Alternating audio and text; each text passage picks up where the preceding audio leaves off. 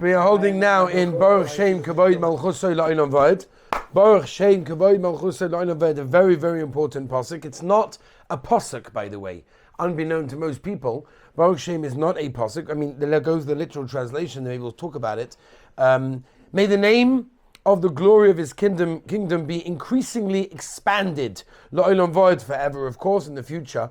Which basically means eventually all human beings will recognize the existence of the Ribbono Shel Olam. And let's just explain a couple of things. There's a very important Shulchan Aruch.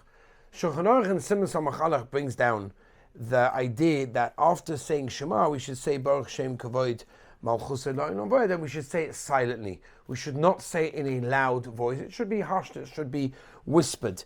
What's the pshat? So Shulchan Aruch Harav brings in the Balatanya, it's based on the Gemara, of course, in Psachim Nun Vav, that brings down that when Yaakov Avinu wanted to reveal the vision of when Mashiach would come to his children, so the Shechina at that time, Chazal tell us, left him.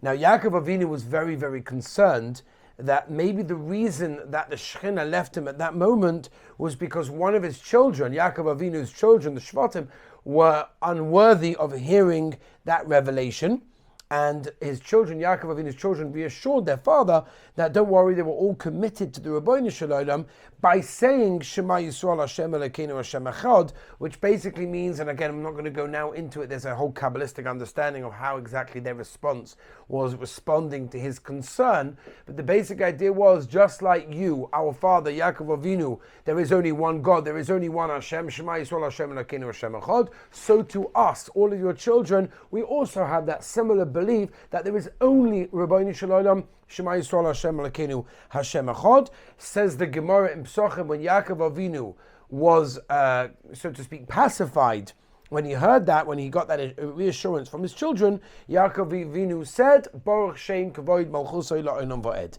And that is the reason why, by the way, most people don't know this, that's the reason why we say Baruch Sheim right after Shema Yisrael Hashem Elokeinu Hashem Echad. The way the Aruch HaShulchan brings it is that we have to bear in mind Rashi's understanding of Shema is that we affirm our emunah, that the Ribbono Shel Olam's presence and sovereignty will be completely recognized by the entire world, and it's our hope to witness that moment. And that's why Baruch Shem is a logical addition to Shema, because at the time when the Ribbono Shel Olam's presence is going to be recognized by everyone, then Hashem's name is going to be praised and honored for everyone to see and for all of eternity as well in that case. So that is the basic idea. So Rav Schwab Zatzal was once asked, what kavanah should a person have when he says Baruch Sheim Kavod Malchusay La'olam Va'ed? What should you think of it? So there's a couple of things. First of all, the Yisod V'Shorish V'Avoda in Sharavi, in Perek Hamishi, brings down the idea of Baruch Sheim, and he says that a person should have it with tremendous simcha. When he says it, simcha tzuma ad ma'oid, al sheyesh lo melech gadol kazeh shaloi tichazev malchusay la'ad u'la'olei olamim.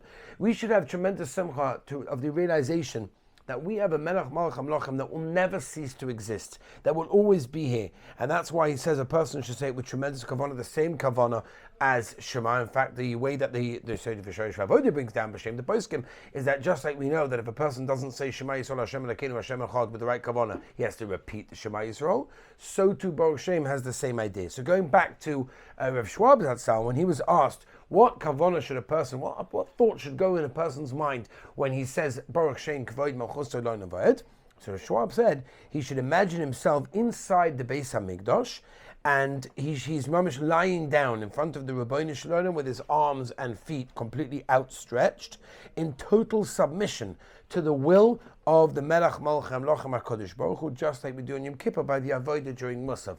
That is what a person is meant to be thinking about. Baruch Sheim Kavod Malchusay La'olam Va'ed. It's not a pasuk. It came from the sugya with Yaakov Avinu with his children. It has to be said with tremendous simcha, tremendous kavanah. Tomorrow we'll move on to the next paragraph.